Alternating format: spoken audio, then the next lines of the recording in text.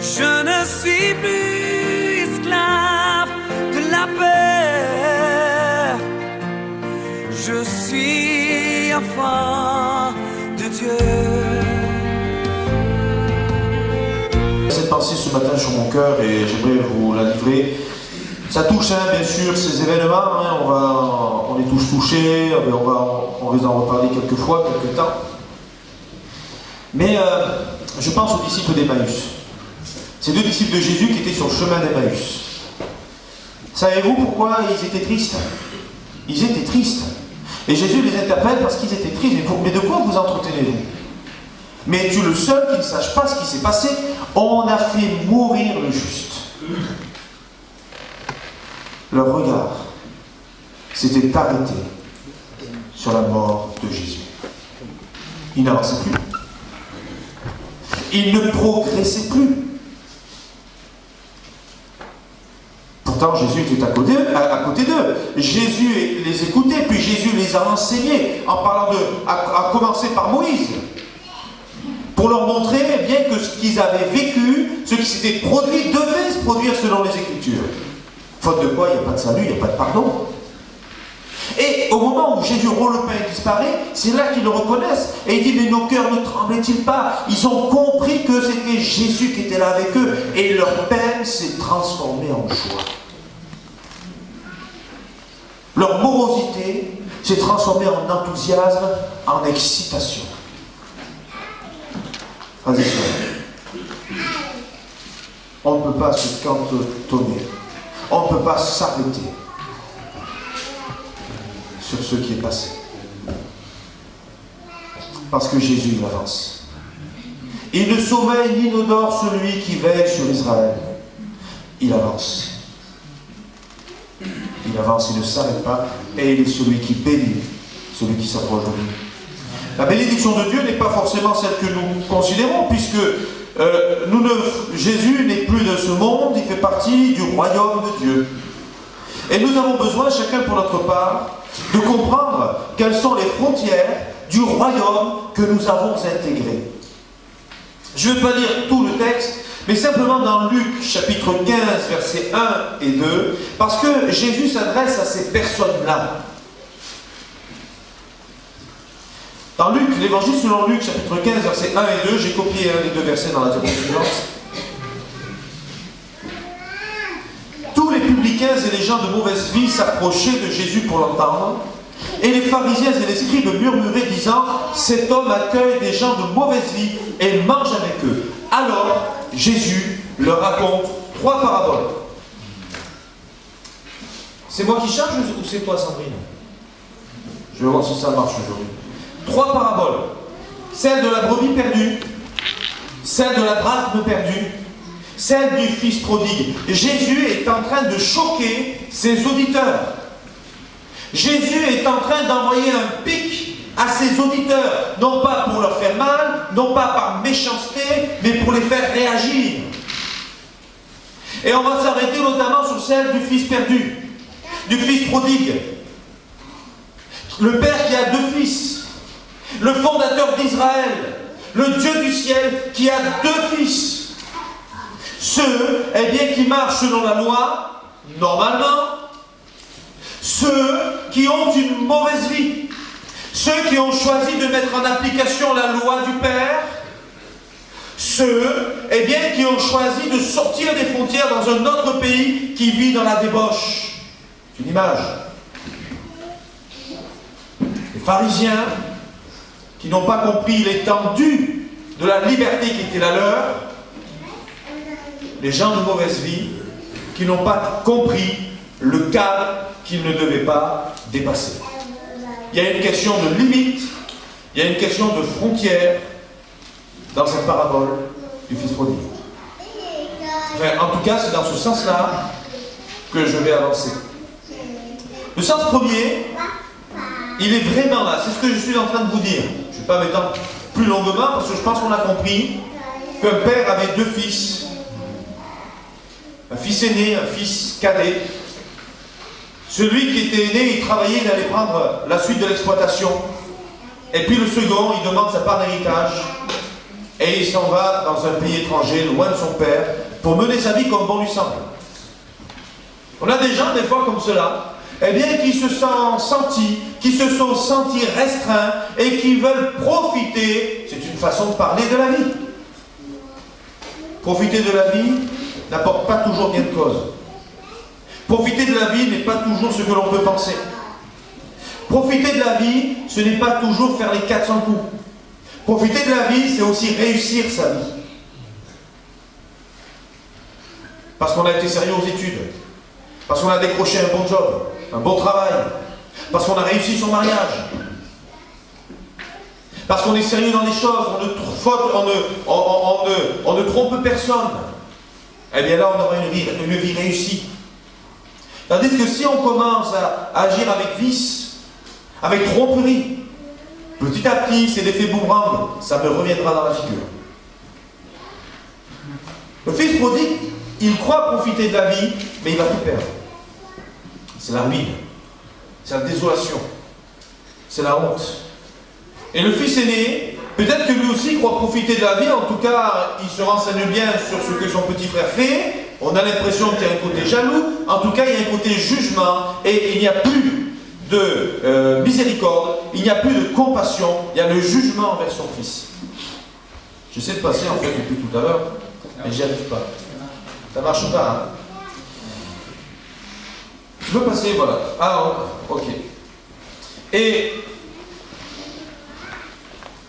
Merci, tiens, voilà. Parce que ça me perturbe. Le fils aîné, il va exercer un jugement sur son petit frère. Mais bien aimé, vous serez jugé de la façon dont vous avez jugé. C'est important ce que je dis là. Je serai jugé de la façon dont j'ai jugé. Tu seras jugé de la manière dont tu as jugé. Faisons attention, hein, à être juste, quand même. Parce que le chrétien juge de tout, mais aussi exercer la miséricorde à celui qui se repent. Le fils prodigue s'est repenti. Le fils prodigue s'est repenti, mais le frère aîné ne veut pas se réjouir, il ne vient pas à la fête. Le père, il accepte à nouveau son petit. Jésus et le Dieu du ciel accepte les gens de mauvaise vie qui reviennent à lui. Et le fait que les gens de mauvaise vie reviennent à Jésus, c'est un scandale pour les pharisiens, les fils aînés. Vous voyez, Jésus est en train de parler à ceux qui les écoutent. Le fils dépensier, le fils prodigue sont les gens de mauvaise vie, le fils aîné sont les pharisiens. Et les pharisiens, ils sont en train d'échapper à la grâce, ils sont en train d'échapper à la fête, ils ne vont pas manger le bon repas que le Père fait préparer pour son petit. Pourquoi? L'un comme l'autre n'ont pas connu leurs limites, leurs frontières. J'aimerais peut-être encore le dire, parce que s'il y en a qui ne l'ont pas entendu tout à l'heure, que le mot saint en hébreu, eh bien, pourrait être traduit par frontière parce qu'il marque une séparation, une mise à part. Et nous avons besoin dans notre vie, eh bien, de marquer des frontières. Dans notre esprit, dans ce qui touche à la justice, au niveau du péché, il y a des choses à ne pas faire. Au niveau des fréquentations, des gens qu'il ne faut pas fréquenter. Au niveau de ce que je peux dire et ce que je ne peux pas dire, il y a une frontière, une limite à ne pas dépasser, sinon on n'est plus dans le respect de l'autre. Alors, quel est le sens de ce titre? Eh bien, la frontière, d'une manière littérale, sépare deux États. Ça marche? Ah, merci, super. La frontière, elle sépare deux États, deux nations. Même si aujourd'hui, avec l'espace Schengen, eh bien, il y a la libre circulation, mais ça peut parfois être aussi un problème. La frontière, elle est là à la base pour protéger un pays. Le monde a des frontières où il n'y a pas de limites. Et nous voyons dans le livre des Juges, lorsque le peuple faisait ce qui lui semblait bon, il tombait dans la déchéance, il tombait dans le péché le plus noir. Lorsque le juge revenait, il ramenait le peuple à un cadre et dans le respect des règles de Dieu. Le royaume de Dieu, il a aussi des limites. Mais nous avons besoin d'exploiter tout l'espace espace, frères et sœurs. Sinon, eh bien, nous allons nous tromper dans nos jugements, dans notre compréhension du royaume de Dieu, dans notre compréhension des Saintes Écritures. Nous avons besoin d'occuper tout l'espace, sinon nous allons manquer de foi. De foi pour le salut, mais aussi la foi pour les prodiges, pour les miracles, pour la guérison. Parce que même si on vient de vivre quelque chose de difficile, ça ne change rien au fait que Dieu guérisse encore aujourd'hui. Sinon, eh bien, ce que nous avons vécu les uns et les autres, c'est du mensonge. On a vécu la gloire de Dieu dans bien des manières. Dieu n'a pas changé. Je n'ai pas besoin de me poser 36 000 questions. Parce que le roi de gloire est celui qui règne. Le monde est le royaume de Dieu. Et nous, eh bien pour nous, la limite, eh bien, la frontière se situe entre la chair et l'esprit. Les désirs de la chair et ceux de l'esprit ne sont pas les mêmes. Qui va dominer? Il y a parfois des guerres entre pays, entre États voisins. On l'a vécu, ça fait partie de l'histoire de France, de l'histoire d'Europe et de l'histoire du monde. Parce qu'on veut plus de pouvoir. Parce qu'on veut élargir ses frontières, parfois on va faire la guerre, parce qu'on veut les richesses des pays voisins. Le royaume de Dieu, il perturbe le monde. La sainteté de Dieu, la vérité qui est en Dieu, est haïe par le monde. Parce qu'elle est accusatrice. Celui qui veut vivre dans le péché ne peut pas supporter la vérité de la parole de Dieu. Et il va la combattre. Et Jésus dira, comme ils m'ont haï, ils vous haïront parce que vous êtes de la vérité. Ceux qui se plaisent dans le péché haïront ceux qui se plaisent dans la vérité. Il y a un combat, il y a un conflit, et parfois ce conflit, on peut le vivre en nous-mêmes. Et si on ne le règle pas rapidement, on risque d'avoir mauvaise conscience. Et si on entretient une mauvaise conscience, eh bien on risque de faire naufrage quant à la foi. Ce n'est pas toujours facile de se situer. Où est-ce que j'en suis? Où est-ce que tu en es? Est-ce que j'ai bien rempli? Est-ce que j'ai bien compris où étaient les frontières? Où étaient les limites que je ne devais pas dépasser? Pour être en paix avec Dieu, pour plaire à Dieu. Est-ce que je suis encore dans le monde? Je me suis approché de la frontière, il y a la douane, j'ai envie d'aller dans le royaume de Dieu, mais j'ai encore des attaches ici. Le Seigneur t'a donné les ciseaux pour couper tes liens. Tu as tout ce qu'il faut. Coupe les liens. Et rentre dans le royaume de Dieu parce que c'est là qu'il y a la vie pour toi. Alors, connaître les frontières du Père. Le Père n'est pas allé chercher son... C'est troublant ce que je veux dire, parce que ça peut se contredire. Il n'est pas allé chercher son fils lorsqu'il était dans la débauche. Il a laissé partir, mais il n'est pas allé dans la ville où il habitait. Est-ce qu'il s'est renseigné? Est-ce qu'il a pris des nouvelles? Est-ce qu'il a engagé un agent secret pour le protéger en cachette? Non, je ne pense pas du tout. Ce serait anachronique. Mais le Père, depuis sa maison, depuis son terrain, il l'observait, il regardait l'horizon pour voir le premier si son fils allait revenir. Notre Père, il te regarde tous les jours. Il a les yeux sur toi. Et il n'attend qu'une chose, c'est ton retour. Et le jour où tu reviens, il ne va pas te condamner, il ne va pas te juger, parce que Dieu ne veut pas que le pécheur ou que le méchant meure, mais il veut qu'il se repente et qu'il soit sauvé. Le jour où tu reviens, il va courir vers toi. Et c'est ce qu'il a fait lorsque Jésus est venu dans le monde, c'est le Père qui vient jusqu'à nous, parce que Jésus, il est là pour faire la volonté du Père. Il vient justement. Il a des propriétés, des propriétaires de terre, de grandes terres. Il a beaucoup de biens. Sa famille, on l'a compris, il a des serviteurs en grand nombre, il est loin de cette ville de débauche, il est juste. Mais dans sa justice, il ne veut pas juger son fils. Il va le revêtir de gloire, comme s'il n'était jamais parti. Pourquoi? Parce que son fils était mort, il est revenu à la vie, son fils est repentant, son fils a mûri, son fils a compris, et il a changé de vie. L'héritage était pour les deux fils. Le plus jeune, il prend sa part. Le plus grand, eh bien la part il a déjà. Mais il ne s'en sert pas. Est-ce que Jésus n'est pas non plus l'héritage que le monde a reçu? Que les publicains ont reconnu et ils sont venus à lui pour obtenir le pardon de leurs péchés, et que les pharisiens n'ont pas reconnu. Et ils vont passer à côté de la grâce de Dieu pour leur vie.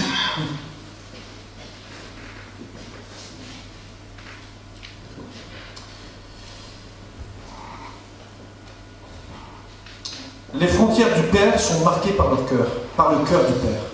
Et nos frontières à nous sont aussi délimitées par notre cœur. Est-ce que mon cœur est petit? Est-ce qu'il est étroit? Est-ce que vous n'avez pas de place dans mon cœur? Ou est-ce que mon cœur sera assez grand pour que chaque personne puisse y avoir sa place? Dans le cœur du Père, les deux fils ont leur place. Dans le cœur du Père, du ciel, vous avez tous votre place. Les gens du monde entier ont leur place. Quoi que tu aies fait, quelles que soient tes pensées, quel que soit ton cœur, quelle que soit la lourdeur de ton esprit, peut-être que tu te dis, je n'en suis pas digne, et il n'en demeure pas moins que tu as une place dans le cœur du Père. De loin, il regarde. Et de loin, il regarde, et s'il voit que tu t'approches de lui, il va courir vers toi pour te pardonner et pour te donner une nouvelle chance, un nouvel être. Tu as une place dans le cœur du Père du ciel, du bon Père du ciel. Celle du fils cadet, le fils prodigue, le petit. Quelles sont ses frontières? A-t-il compris la famille? A-t-il compris son rang dans la famille? A-t-il compris, qu'il portait un nom? Mais si j'avais fait ce qu'il avait fait, mais mon père, il aurait rayé mon nom de la famille. Je sais à quoi tu penses, oui. Il a rayé quand même. Il a rayé, non pas que j'ai été dans une ville de débauche, mais il a rayé parce que je suis devenu chrétien. Mais ça, c'est une autre affaire. Mais vous vous rendez compte que lui, il va tirer un trait sur sa famille, sur son père. Il va déshonorer le nom du Père. Les publicains qui sont des juifs, qui sont dans le royaume de Dieu, ils déshonorent l'héritage de Moïse, la loi.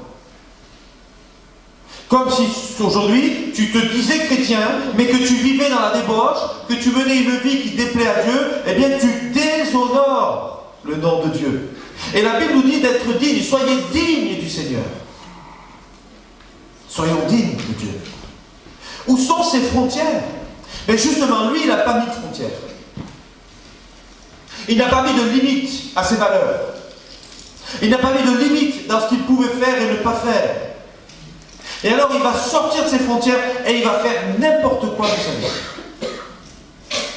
Aujourd'hui, s'il avait vécu aujourd'hui, on pourrait très bien penser qu'il a été fréquenté, qu'il a été dans la débauche, qu'il a été dans vivre des relations intimes. Excusez-moi, je vais parler de façon à ce que tout le monde comprenne. Mais qu'il n'a pas eu de vie stable avec un mariage, par exemple. Qu'il a été dans la drogue. Qu'il a été dans l'alcool, qu'il a été dans les fêtes. Et que dans ces fêtes-là, bien sûr, il y a eu tout ce qui pouvait aller avec. Il a vécu une vie qui a déshonoré son père. Et son frère ne va pas le pardonner. Mais lui, c'est la vie qu'il a menée. S'il avait vécu aujourd'hui, c'est comme ça qu'il aurait vécu, sans limite. Il avait de l'argent, c'était facile de dilapider son bien. Alors qu'il y a des pays qui meurent de faim, lui, il aurait acheté aujourd'hui peut-être une Porsche, une Lamborghini. Il aurait profité de la vie, parce que dès qu'on a un peu d'argent, on a des amis. Mais ce n'est pas des vrais amis. Il n'a pas compris ce qu'est la famille. Il n'a pas compris ce qu'est l'amitié. Pas de loi. Aucune prudence. Et il va finir tout seul. Peut-être que quelqu'un se reconnaît. Peut-être que tu te dis, oui, mais moi, j'ai pas beaucoup d'argent. Mais malgré tout, tu t'es pas mis de limite dans ta vie. Par rapport aux choses que tu savais être mal. Et intérieurement, ton cœur, il est comme en ruine. Il est détruit. Tu te sens comme si tu avais perdu ta bonne conscience. Tu te sens déshonoré, comme sale dans ton cœur, dans ta vie. Jésus nous dit que le Père, il a reçu cet enfant-là. Il lui a donné des vêtements de fête, des vêtements nouveaux, des vêtements de fils, un anneau au doigt, des souliers aux pieds. Il a restauré dans sa condition de fils. Si tu viens à lui, avec un cœur comme le sien, le Seigneur te redonne un rang d'enfant de Dieu. Il ne te condamne pas, comme il ne l'a pas condamné non plus. Celle du fils aîné, alors lui, c'est des frontières trop étroites. C'est comme si Villeneuve-sur-Lot, on peut aller dans tout Villeneuve-sur-Lot, mais vous vous contentez de rester dans le secteur d'Ace. Sauf que voilà, il y a une paire de chaussures qui vous plaît, elle se trouve à Gémont, mais c'est pas à Ace, et donc vous ne pouvez pas y aller. Et vous n'irez pas. Le fils aîné, il aurait pu aller chercher un chevreau pour faire la fête avec ses amis. Et il ne l'a jamais fait parce que ça sortait du secteur d'Ace. Et il ne s'est pas senti chez lui, alors que c'était chez lui, c'était à lui. Les pharisiens, ils ont tout pour comprendre que Jésus est le Messie. Ils ont tout pour comprendre que Jésus est le Fils de Dieu. Ils ont tout pour entrer dans la grâce. Ils ont tout pour obtenir le pardon de leurs péchés une fois pour toutes. Mais ils n'y rentrent pas. Ils ne le comprennent pas parce qu'ils sont étroits d'esprit. Ils sont étroits dans leurs pensées. Frontière trop étroite qui amène le jugement des autres. Il n'a pas compris son rang. Il n'a pas compris celui de son père. Et il n'exploite pas l'héritage ni les richesses qui sont pourtant les siens. Que se produit-il? Il s'aigrit. Il commence à juger. Et au final, lui aussi, il est seul. Ce qui est malheureux, c'est que quand on est des frontières trop larges, on va quand même trouver des gens qui vont nous correspondre, et on va s'enterrer dans le mal. Mais quand on est des frontières trop étroites, on va quand même trouver des gens qui nous correspondent, et on va s'enterrer dans nos mauvaises pensées, et dans le jugement des autres. Les autres, que ce soit un frère, une sœur, le pasteur, un inconverti, peu importe. Frères et sœurs, Dieu nous a donné un bel héritage. En lui, nous avons un patrimoine réel que nous pouvons obtenir par la foi. Je ne veux pas que nous rétrécissions les frontières de la foi que Dieu veut nous donner, dans laquelle Dieu veut nous faire rentrer. Il est écrit, nous avons tout pleinement en lui, en Jésus. Nous avons tout pleinement en lui. Au niveau des ministères dons, il est écrit apôtre, prophète, évangéliste, pasteur, docteur. Est-ce qu'on ne veut que des pasteurs? Mais ce serait dommage de se priver d'apôtres, de prophètes, d'évangélistes et de docteurs. Au niveau des dons spirituels, est-ce qu'on va se contenter uniquement de la prophétie, du don des langues et de l'interprétation des langues? Et les 6 autres, Dieu nous les donne, alléluia. Et le salut, est-ce que je vais me contenter de mon salut? Mais Dieu veut que tu sois baptisé dans le Saint-Esprit. Est-ce que tu vas limiter tes frontières seulement à ton salut? Mais Dieu veut aussi que tu le sers. Il veut faire de toi un témoin.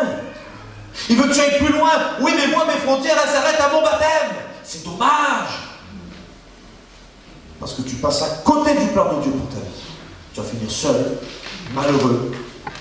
Tu vas finir aigri. Et tu vas finir par juger l'autre qui aura élargi ses frontières un peu plus que toi. Alors tes frontières à toi, elles sont où? Est-ce que tu as compris tes limites?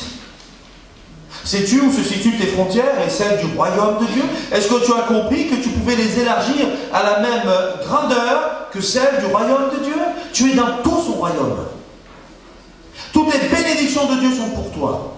Toutes les promesses de Dieu sont pour toi. Pourvu que tu sois dans sa volonté. Est-ce que tu en tiens compte pour ta vie? Est-ce que tu t'en rends compte? Et si je m'en rends compte, ça va changer ma façon de prier. Ça va changer ma façon de louer Dieu. Ça va changer ma façon de le servir. Ça va changer mes émotions et ce que je ressens sur le moment. Est-ce que tu dépasses les frontières? Aïe, aïe, aïe, aïe, aïe, surtout ne les dépasse pas. Tu vas te brûler. Au-delà de ces frontières, ce qu'on appelle le monde, c'est une géhenne qui est là. C'est un feu permanent qui va te brûler les ailes, qui va te faire mourir, qui va te faire mal. Est-ce que tu restreins tes frontières? Quel dommage. Je ne peux pas répondre à ta place. Et toi, tu peux t'examiner. Tu peux regarder dans ton cœur. Et tu peux mettre, à la place du nombre de frontières, tu peux mettre tes sentiments. Tu peux mettre tes valeurs. Tu peux mettre ta foi. Tu peux mettre ces qualificatifs à la place du mot frontière. Est-ce que tu es bien dans le cadre que Dieu veut pour toi? Ou est-ce que tu t'es restreint? Ou est-ce que tu allais plus loin? Sois dans la limite, sois dans les frontières de Dieu. Profite de tout cet espace comme Adam. Pour connaître tous les arbres, il a dû parcourir le jardin. S'il était resté seulement devant l'arbre de la vie, il n'aurait pas connu le poirier. Il n'aurait pas connu le figuier. Il n'aurait pas connu l'olivier. Il n'aurait pas connu les choux non plus, le fenouil. Tous ces arbres, ces légumes. Oh, puis le citronnier. Il n'aurait pas connu ces arômes, ces senteurs. Il n'aurait pas connu les animaux du jardin. Il n'aurait pas connu les beaux chiens qui étaient végétariens à l'époque. Les lions qui mangeaient que de l'herbe encore. Il n'aurait pas reconnu les magnifiques serpents qui ne crampaient pas encore. Ils étaient gentils en ce temps-là. Les femmes n'en avaient pas peur en ce temps-là, les hommes non plus du reste. Il n'a pas restreint, il n'est pas resté dans une zone restreinte parce qu'il fallait qu'il accomplisse sa mission de connaître les arbres, les légumes, les fleurs, les fruits et les animaux du jardin d'Éden. La foi a besoin de grandir. La foi, elle sera en constante croissance. Si je restreins mes frontières, ma foi va stagner puis diminuer. Pour que ma foi soit réelle, j'ai besoin d'occuper tout l'espace du royaume de Dieu, dans lequel Dieu veut que je sois. Élargis tes frontières, parce que ta foi a besoin de grandir. Élargis tes frontières. Que ton cœur préserve le veille sur ton cœur plus que de toute autre chose, car de lui viennent les sources de la vie. Ne dépasse pas les limites. Veille sur ton cœur.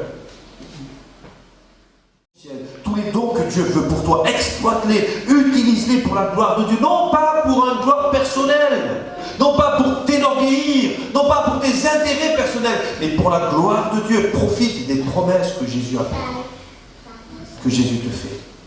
Entretiens-les dans ton cœur, dans ton esprit, souviens-t'en, de façon à te réjouir et à servir Dieu. Alléluia. Conclusion. On parle parfois de restreindre le pouvoir et la fonction des frontières. C'est de plus en plus facile que de passer la frontière de notre État. Je parle au niveau société. Je peux aller en Espagne, je peux aller en Angleterre, je peux aller au Canada. C'est facile. Et on parle petit à petit de rendre le libre-échange de plus en plus facile. Tout dépend de qui rêve. Mais pour nous ici ce matin, qui sommes des enfants de Dieu, attache-toi au royaume de Dieu.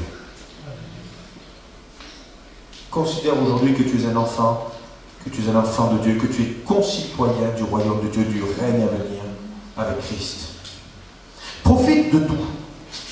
De toutes les bénédictions que Dieu veut pour toi. Profite de ces bénédictions.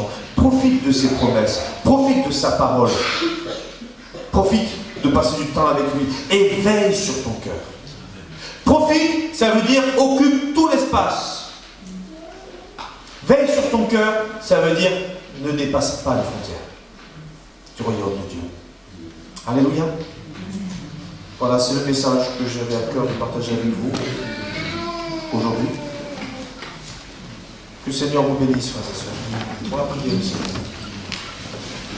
On va prier le Seigneur. Alléluia. Pour étendre vos cœurs, je veux te dire merci pour ta présence. Merci Seigneur. Pour ce peuple qui est là aujourd'hui, que tu appelles à être concitoyen du royaume de Dieu. Que ce message ne laisse pas indifférent les uns et les autres. Et Seigneur, qu'il puisse rentrer dans nos cœurs en profondeur, de façon à nous faire grandir dans la foi, de façon à nous faire grandir dans tes sentiments, de façon à nous faire à développer, Seigneur, l'usage de toutes tes promesses pour nos vies.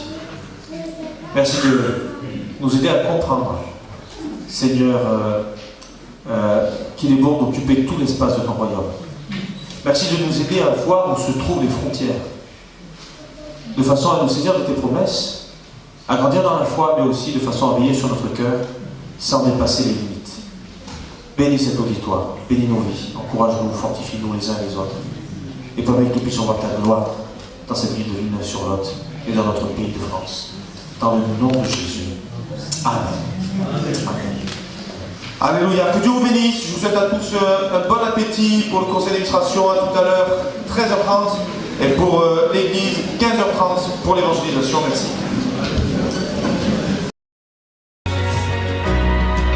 Je suis choisi et affranchi. En toi, je sais qui je suis. Tu es pour moi, pas contre moi. En toi, je sais qui je suis. Je suis choisi et affranchi. En toi, je sais qui je suis. Tu es pour moi, pas contre moi. En toi, je sais qui je suis. Je suis choisi.